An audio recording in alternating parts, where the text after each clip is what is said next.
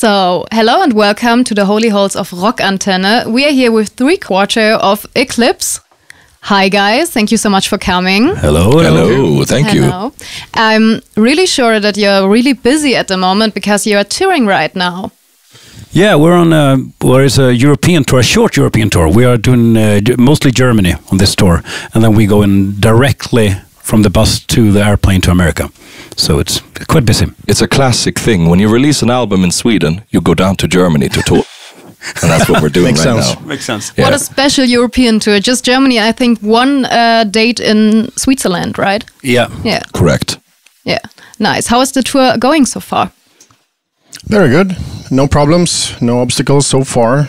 So smooth sailing, I think, which is very lovely. It's also a good month to tour in Germany in September, because there's Oktoberfest coming up, and there's, where we're at right now and stuff. So, have you been to Wiesn already? No, we haven't actually.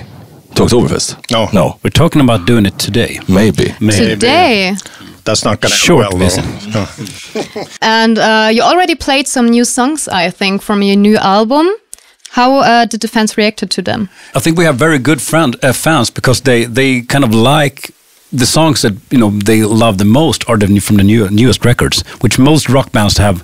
The fans want to hear the old songs, but with our fans, they want to hear the new stuff, which is fantastic. I could imagine, of course, being Guns N' Roses, but playing live those songs they wrote when they were like 22 years old, and still playing them when they're 65. It's like that, for me, that would have been like completely boring. And we have fans we can actually play the new stuff for, and they love it.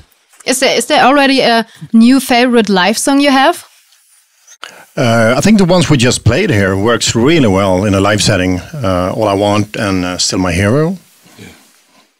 Yeah, I think we can all agree on the same selection. Yeah. Even the last quarter that's not there, which is the drummer, he would probably say the same thing, yeah. Mm-hmm. And you just released last Friday a new album. It's called Megalomanium II.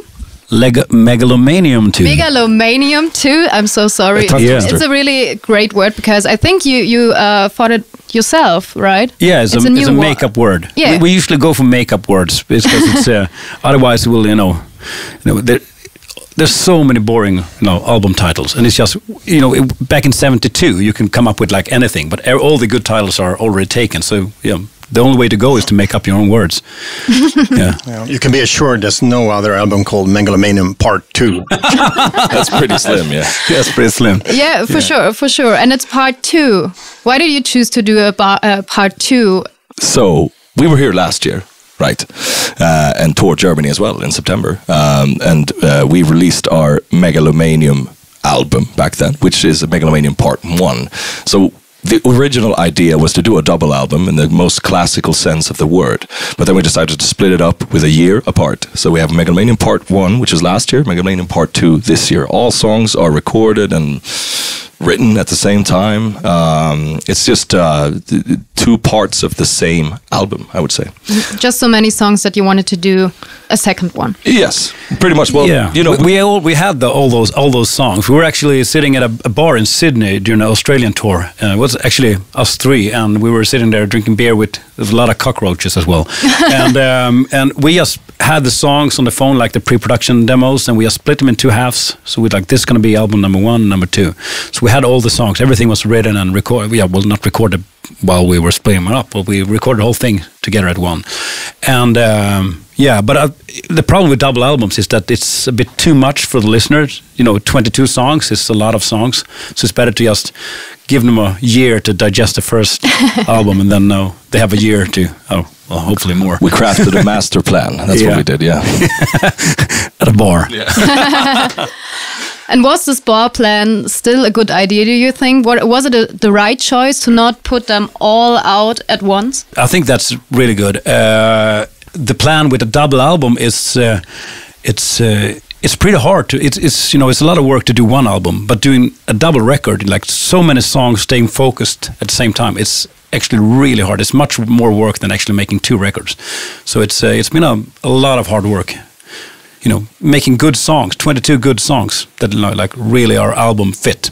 Yeah, which is not as easy as it seems. No, but in those terms, we're also reaping the benefits of being able to, tour and play this material live over the course of double the amount of time that we would for a regular album. So that's very good, I think. Yeah, we're still promoting the same album, so to speak. In which way are maybe those albums connected to each other? Maybe in a lyrical or musically way, or what is different on these two albums? I think it's actually one record that's split in two. So they are different. They sound, if you listen to the one and the two, they have a different vibe for sure. But that was not like the plan, and they share the same DNA. They are like the same period of time we wrote the songs, which mean usually if you have 2 years apart between writing sessions, you always write different songs because you're not you're the same person, but you have different like influences that comes into your life all the time. So you always write kind of different music, but these are all from the same place, right? So for me it's the same record twice, but different in a good way. Yeah, there's not the same songs though. Yeah, for sure, not the same songs. So let's talk about this new songs. You just released 3 singles. Tomorrow it will be 4. Yep. Let's talk a little bit about them. Why did you choose those titles to be released as singles? We can never agree on singles, I think, in this band usually. But this time it was pretty easy, if I'm not mistaken, right? Yeah. I think we just went for the songs that meant the most to us at the time, right? So we wanted the diversity, which is, these 2 records are maybe, as a band, we're heading down different paths where we haven't really been before, right? So it's maybe we wanted the singles to reflect that as well. I mean, there's some emotional stuff on there. There's some darker stuff on there. There's the single that's coming out tomorrow that you just mentioned. That's kind of a very, punky version of Eclipse, maybe. I don't know. Yeah, so skate punky. Yeah, skate punky, which is something that maybe 10 years ago would be like, what? But it really works, and I think that was the selective process behind it. Yeah, I think that's a great thing about the double record, though. When you do just one record, it's easy to go, for the obvious songs. But when you have 22 songs, you can like go a little more left, a little more right, a little, outside your comfort zone. And I think that really pays off in the end, because that's like it opens doors to new ways to write music and new ways how the band can sound, which I think is great. And where's all your inspiration and energy is coming from? Because you're always putting out albums the last years, like in a really short time, and touring beside. So how do you manage that? Pick up the guitar and write songs. Easy as that. We just do it, and it happens. And it's fun. I love writing songs. I think the creative process and the whole recording process is fantastic. I think it's you have nothing. You start with actually absolutely nothing, and then you just like out of nothing you create something. You have a small idea, a melody, a riff, or something, and then all of a sudden you have a record, and it's just happening. It is pretty strange, right? I've been writing so many songs throughout the years, and I still don't know why it works. Some days you just write the best songs, and some days you just impossible, and I don't know why. It just happens. That's the beauty of it. And what is better, touring or writing albums and songs? I prefer touring, but of course you need songs to tour. So it's it's like yin and yang. You need both. Yeah. Kind of. I mean, they're 2 completely different things, right? And especially like where we record in your studio up in the middle of Sweden, and it's very calm and quiet and familiar, and to compare that to when you're standing at a festival stage or if you're at a club here in Germany or whatever, it's pretty much like you said, yin and yang. So I think you need to love both, and you need to find ways to love it differently every time. But for me, touring, I think, is when you really get to feel how the songs become something different other than what they were in the studio, basically. Yeah, and we have the benefit that I run a studio as well, so everything is recorded in my studio and is mixed. I mix and master the whole record, so everything is very in-house production, which is a good thing for creativity as well, because you are not dependent on other people to make records and make songs, which is great for creativity. And I have this thing that writing songs and recording songs is like building a car, but when you're on tour, you actually get to drive the car. You get to use the songs for real and see the reactions instead of just the first you do it for yourself and then you share it with the fans. Really nice metaphor. I have to remember that. Really good. Let's come back to your songs because they also running on Rock Antenne for sure. Yep. Just like Still My Hero. And I wanted to ask you, because I've read that you dedicated this one to your father. Why do you want to do that? Oh, everyone's got the best dad, but I really looked up to my dad. I think he was very, very supportive. I was a motocross driver when I was a kid, up until I was 25. We were like out every weekend competing with motocross, and when music started, he always supported the music and took us to rehearsal rooms and everything. So he was one of those great dads who never said no to anything. I could play as loud guitar as I wanted at home, and he died way too early when he was 67. He just out of the blue he got a heart attack and passed away. And I think he deserves a song. He probably deserves even more. So it's a start. Really nice, beautiful. And let's talk about your new song, which will maybe coming also on Rock Antenne, All I Want.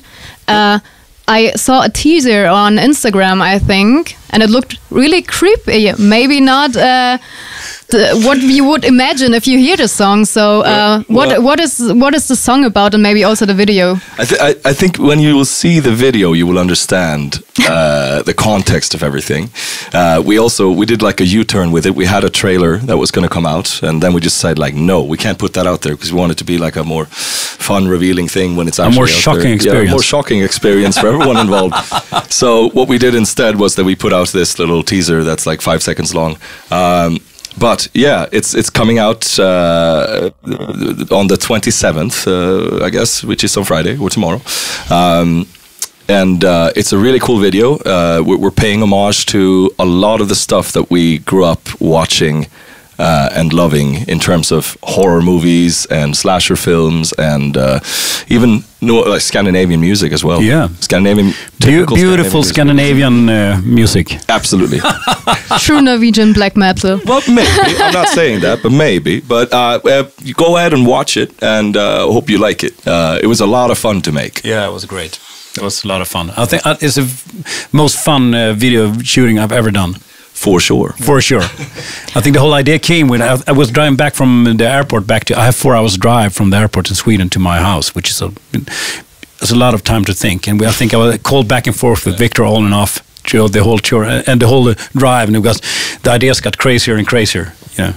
But we kind of did them all for this one. So we went all out, and we wanted to, there's so much material. Man, I mean, it's like we couldn't even use all of it, but it's hopefully a fun watch for fans of metal and hard rock alike, and people who like that type of northern tradition that we represent. Northern tradition. Wow. Okay, I'm really excited right now. Right. We're looking forward to it. Awesome. So in the end, let's talk about your jubilee, which is this year, because as Rock Antenne, you are turning 25 this year. Unbelievable. Yeah. How do you feel with this jubilee? Old. This birthday? I feel old. Yeah, we never really looked back. We've always been on a peak with this band. So it just dawned upon us like, oh, wow, it's 25 years ago we started this band. But we're not nostalgic or anything, so we don't really look back and count the years or days. A lot of you, it's 10 years since this record. And I was like, I had no clue. Yeah. So we're always looking at the next record. It's always like every record is always more successful than the previous one. Almost, we always there's always more fans at the shows, we always think that we are, the underdogs starting from nothing, but. Which is a really good way still, yeah. Looking forward instead of backwards. Yeah. Yeah. Do you think something not changed in the last 25 years when you look back? Something that has not changed? Yeah. Love for music. Yeah. That's the driving force behind the band. Having a good time and love for music. That's the driving force. Yeah, and friendship within the band. Yeah. That's the most important thing. A band, the friendship in the band. It's like if we have a day off, we go out, have dinner together, and we hang out all day together instead of just going to like separate places. When you're in a band, the least thing you do is play music. Most of the time, you just spend time in airports, buses, hotels, and you gotta have a good time. Otherwise, it's why do it? That's really great. So you just mentioned that you always looking for the new albums which will be coming, and not always looking back. Is there maybe a third part of Megalomanium coming?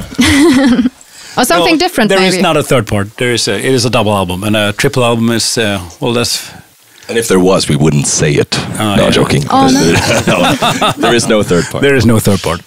Okay, but maybe something cooking. Yeah, sure. We're always writing songs, and it's an ongoing process. We don't sit down for it like this week we're going to write the whole album. It's like something you start writing songs, and when you start writing, it sounds like the previous record because you're like in the same mood, yeah. and then later you like, you change and you do new stuff that you wouldn't expect us to do, and then that is usually. It takes a while to find the new sound for the next record. So the songs, the first 5 songs you write after an album release, those are usually not on a record because you tend to go for the more diverse sounding songs. Really excited what will coming next? Yeah, me too. For Eclipse? I haven't heard it yet. Somewhere in the world. Really excited. So thank you so much for the interview and taking time. Thank you. Thank you. Have a good last days of tour in Germany and a good tour in the USA. Thank you so much. Thank you so much. Thank you.